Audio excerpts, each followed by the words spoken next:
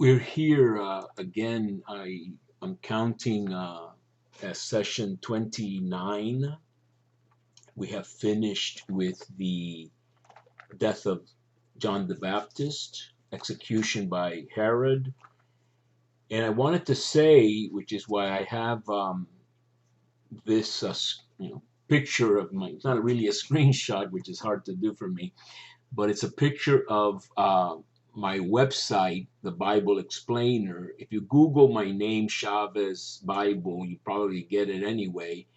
It'll say not secure because I haven't bought the type of program that will allow me to say that it's secure. It is secure. I mean, I don't do anything with it except put documents up there from my years teaching, etc.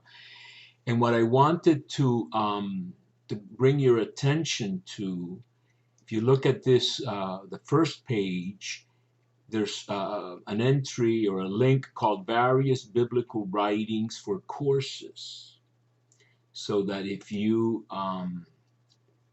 then click on that, you will see, see if I have this right. This would be the table of contents for the various biblical writings for courses. Especially, I want to bring your attention to the intro to the Bible, but there's also some 70 pages of notes on Mark in both English and Spanish. And I wanted to bring your attention to this intro to the Bible, which is about 200 pages, 150 on history and canon. And the second part is about 50 pages regarding inspiration, inerrancy, and the interpretation of the Christian Bible. So there, for example, regarding Mark, I am in number 7 there, just above the conclusion. I ask the question, is it Abiathar or Ahimelech? This is one of the classic examples of an error in the Bible, a material error, if you will. In Mark chapter 2, the famous episode of the disciples, gathering, sheaves or grains on the Sabbath, etc. And Jesus in Mark makes the analogy or the precedent of when David and his men were hungry in the days of the high priest Abiathar, where if you read the account in 1 Samuel 21, the high priest is not Abiathar, the high priest is Ahimelech. So this was mentioned in Vatican II and other places as an error in the Bible. So I deal in my notes with, candidates for errors in the Bible. And in my teaching, I came to the conclusion with input from the permanent deacon trainee, candidates, that there really are no real errors in the Bible. There are deliberate mistakes or deliberate errors, quote unquote, for a purpose.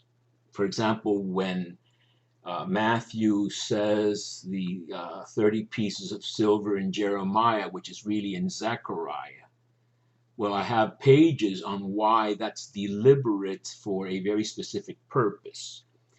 And I also have pages on why when Jesus said Abiathar, or Mark wrote Abiathar, which then Matthew, of course, eliminates because it's problematic, it's deliberate. A deliberate sort of rebuke to the Sadducees, etc. You would have to read it. But after yesterday's session, where I talked about, this Philip mentioned in the death of John the Baptist, he had, Herod had taken his brother Philip's wife, and apparently, it's really not Philip. So I did say that I assumed that the manuscript evidence did not allow for elimination of Philip, with the exception of the Vulgates. So Jerome, either himself or his manuscripts, did not have Philip. But now I'm thinking this could be a good candidate for, maybe an error um, that would maybe merit further study. Back in the days of Vatican II, 50 years ago, they more lightly than now said, oh, there's errors. The evangelists didn't understand the customs. The evangelists mistook this or that. And I think now with further study, we are aware that we can discover new things that may change, our position. So in any case, I wanted to call your attention to that and just follow up on this Philip issue, which is not something that really we can be too concerned about here. So now we're going to talk about the multiplication of the loaves, which is one of those things that the scholars emphasize is attested in all four Gospels.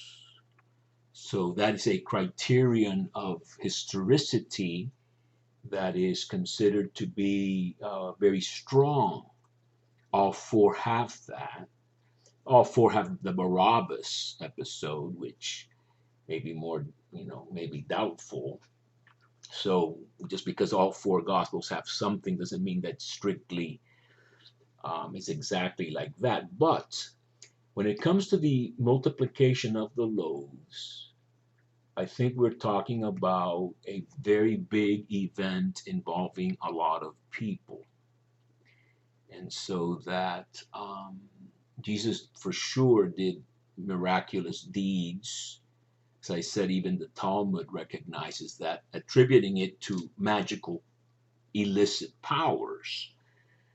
But when you get to a multiplication of loaves or feeding a multitude of 5,000 men, I mean, to make that up and sort of have it fly pass is probably more problematic than to say Jesus must have done something really extraordinary. If you look at the Johannine account in chapter 6, it's very, very interesting. John, I was telling you yesterday that Mark is allergic to politics or to the political implications or facets of Jesus's ministry or how it was viewed by the authorities. But John, much later, maybe in a very different setting, not Rome, etc., even though he's the eagle, the high theologian, he's flying high with all these lofty Christological, theological things, he zaps us with incredible historical notes. And one of them, I think, that is very interesting is that in his multiplication of the loaves, which coincidentally is also in John 6, as it is in Mark 6. Mark has two of them, one for maybe Jews and one for Gentiles. But in John, when he does this, they say he's truly the prophet who was to come into the world. And this is, in the north of Israel, in Galilee. So this would be maybe close to the Samaritan expectation of a Taheb, some eschatological prophet like Moses. The Samaritans don't believe really in Messiah exactly. And what Jesus translates this as, or John translates this as meaning, is that they wanted to take him by force and make him king.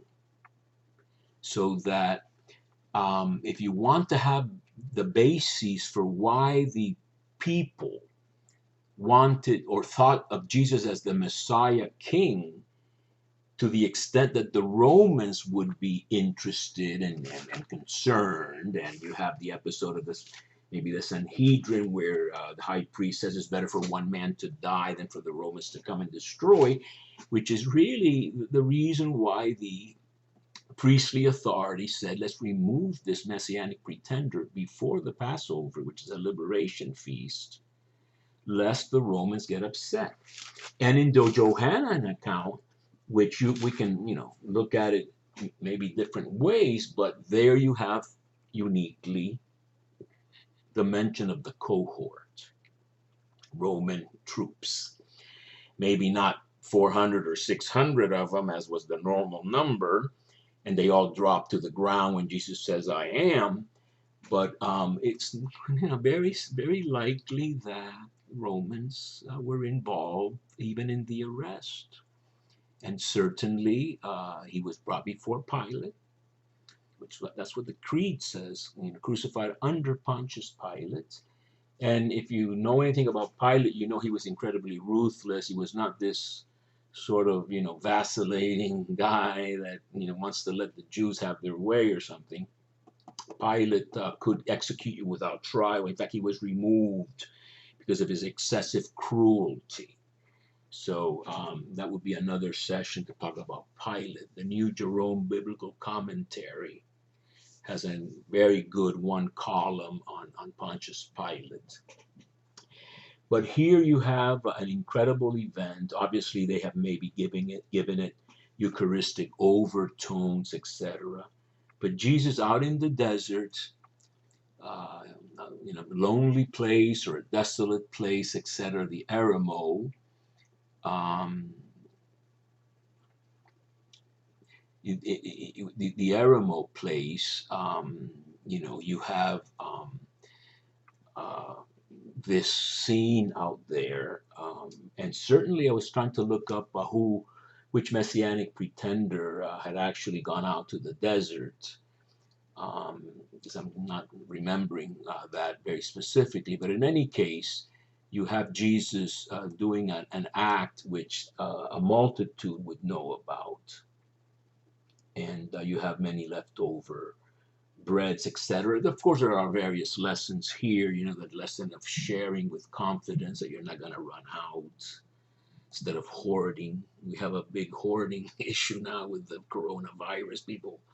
I know people that said the toilet paper comes from China, so let's hoard. And then I heard the news saying 90% is made in the United States. So, people get anxious, and in fact, there's enough to go around. So I think one of the big messages here. They were like sheep without a shepherd, something that I think we are suffering from. We have the Pope, but not everybody listens to him very well. And so you have this event, and then followed by Jesus walking, and here I insist very much that we translate not walking on the water, please. He walks on sea. In fact, I don't even say the sea.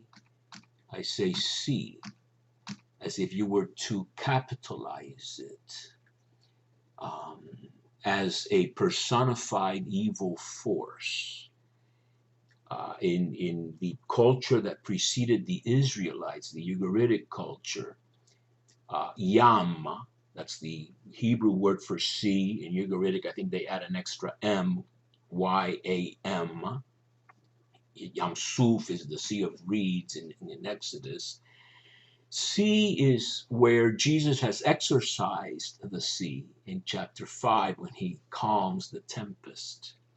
And so here he treads on or shows dominion over sea, thalasses. And if you say he walked on water, it sounds like a stunt. Now, for Peter, they might say that he kind of saw the waters and he doubted and then sunk. Okay, Peter. But Jesus is really walking on sea. And so I think that following this messianic episode with the bread, which I think is what a king who provides for his people, a shepherd in the Old Testament would do, then you have this related manifestation of Jesus's kingly dominion as Lord of the world. I've just finished reading N.T. writes The Resurrection of the Son of God. It's an incredible 700 plus page book. And so you have this a show of dominion by Jesus. We already talked a little bit about that exorcism in some episode, in some session past. So I'm running out of time. He does various healings in Gennesaret, etc. I just want to call your attention to the fact that they talk about the fringe of his cloak. And the scholars talk about, like, this was where the Jewish fringes, tzitzit, the sort of the devout Jew dress with these tassels hanging out of your clothes or your cloak or on your cloak. So we'll have to stop there and continue next time.